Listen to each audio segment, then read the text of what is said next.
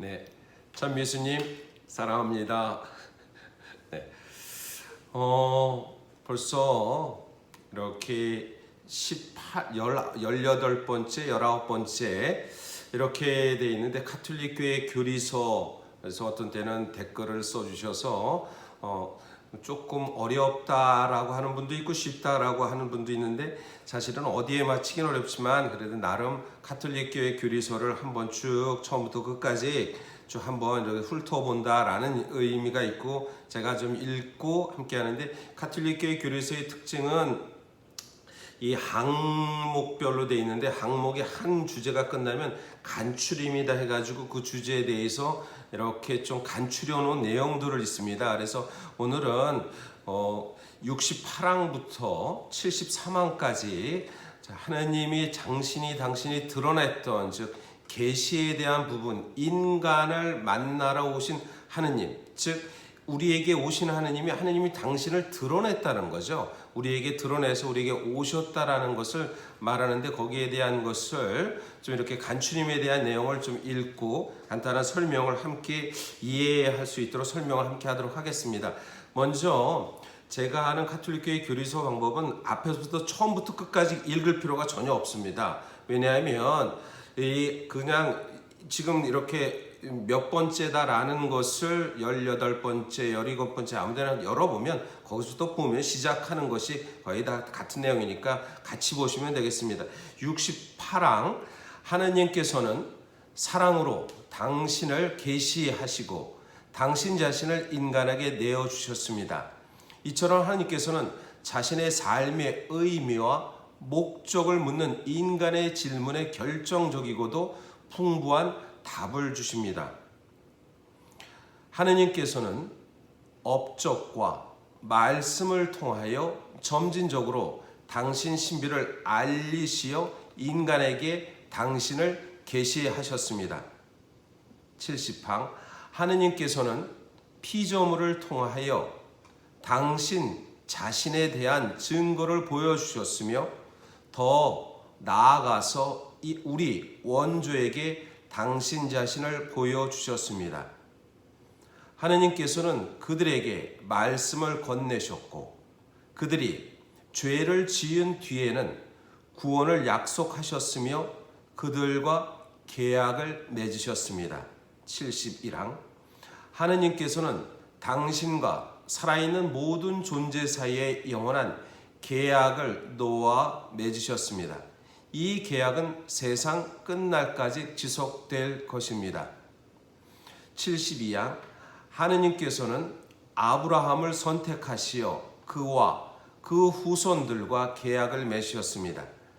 하느님께서는 그들을 당신의 백성으로 만드시고 모세를 통하여 그들에게 당신의 율법을 계시하셨습니다. 그리고 모든 인류를 위하여 마련된 구원을 받아들이도록 예언자들을 통하여 그들을 준비시키셨습니다. 73항 하느님께서는 당신의 아들을 보내주심으로써 당신 자신을 완전히 계시하셨고 그분 안에서 당신의 영원한 계약을 세우셨습니다. 그 아들이 바로 성부의 결정적인 말씀이시므로 그분 이후에 더 이상 다른 계시는 없습니다. 예수님께서 하느님의 아들로서 세상에 드러났고 그러면서 당신이 공적인 선포다. 즉 하느님의 아들로서 공적인 것은 이 마르코복음 1장 14절에서 15절 말씀에서 세례자 요한이 잡힌 뒤에 예수님께서 갈릴레아에 오셔서 이렇게 말씀하셨다. 때가 다 되어 하느님 나라가 가까이 왔다.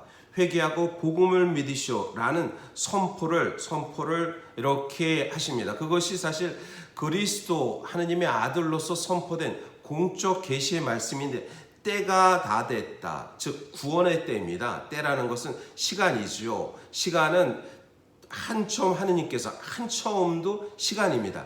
그리고 한처음 하느님께서 이 세상 창조의 첫 시작이었습니다. 그리고 이제 당신 자신이 세상 안에 드러난 것은 당신이 하느님의 구원의 때가 드러나서 그래서 이 시간이 즉 때가 차서 하느님 나라가 가까이 왔다라고 합니다. 가까이 왔다라는 것은 어디가 가까이 왔냐면 붙어 있어도 가까이 있고 멀리 있어도 이렇게 오고 있다라는, 만약에 제가 이렇게 가고 있는 이것도 가까이 간다라고 이렇게 말할 수 있죠. 이런 것처럼 바로 가까이 하느님 나라가 가까이 왔다. 하느님 나라는 것은 하느님이 세우신 나라, 구원의 나라죠. 완전한 나라죠. 그래서 우리는 하느님 나라 하면 마치 천국이다라고 그래서 공간의 개념을 해서 죽어서 가는 나라라 생각하는데, 결코 이 공간의 개념이 죽음 이후의 사후세계를 죽음 이후 사후세계를 하느님 나라라고 이렇게 말하지 않습니다.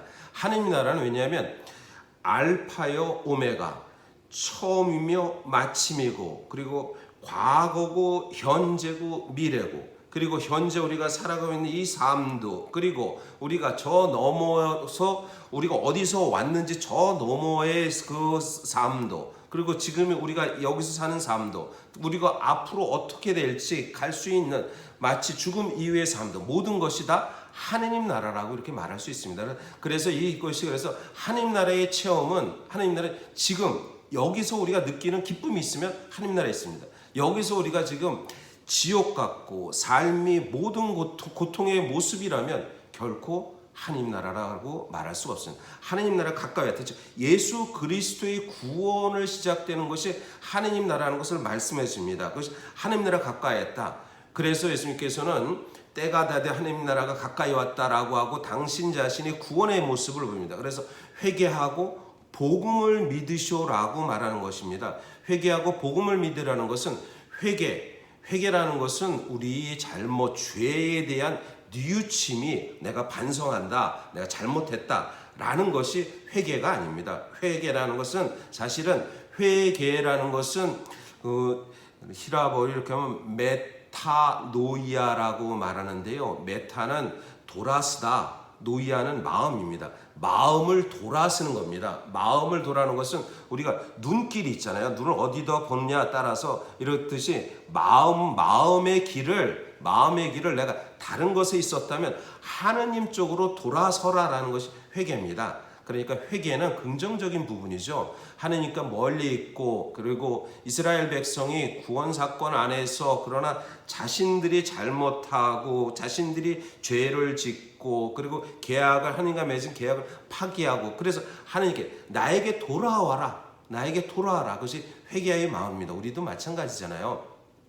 늘 관계 속에 있지만 우리의 지향은 하느님께 돌아간다는 것은 사랑으로 돌아간다는 거잖아요. 사랑하는 마음으로 돌아간다. 그러고 나서는 회개하고, 그리고 복음을 믿어라. 복음이라는 것은 기쁜 소식, 기쁠복 소리음입니다. 기쁜 소식을 믿어라. 기쁜 소식은 다른 것이 아니라 예수 그리스도의 구원, 나를 통해서 당신 자신, 그래서 공적 선포를 선포하는 것은 바로 이러한 하느님의 구원 사건이 이제 우리 안에서 직접적으로 예수 그리스도 안에서 직접적으로 이루어진다라는 것을 바로 얘기합니다. 이것이 보면 그래서 그 계시가 그리스도 안에서, 공적인 계시가 그리스도 안에서 일어났다 라는 것을 얘기합니다. 그러면서도 우리 어때 보면 사적 계시를 이렇게 생각할 수 있어요. 사적 계시라는 것은 보면 접신의 상태에 있는 무당이 어떠한 이렇게 하늘로 칼 위에 부흥 뜨거나 이런 것을 이렇게 생각할 수 있습니다. 그리고 또 어떤 때는 특별한 것, 우리 한국에서도 성모님이 피눈물을 흘리는 것을 보고 계시다라고 그렇게 했던 이 사적 계시에 대한 부분이, 그것은 결코 그러지 않습니다. 물론 사적 계시 교회 공동체 인정받느냐 아니라는 건 다릅니다. 그런 것은 이 교회 공동체 인정을 받지 않습니다. 그래서 우리는 하느님의 구원 사건은 예수 그리스도 안에서 이루어지고 있다라는 것을 이렇게 볼 수 있습니다. 그리고 이제 전체 하느님께서 당신 자신을 세상 안에 드러났다. 그리고 하느님의 그 전달은 세상 안에서 어떻게 전달되는가 하는 것은 또 다음 시간에 한번 보도록 하겠습니다.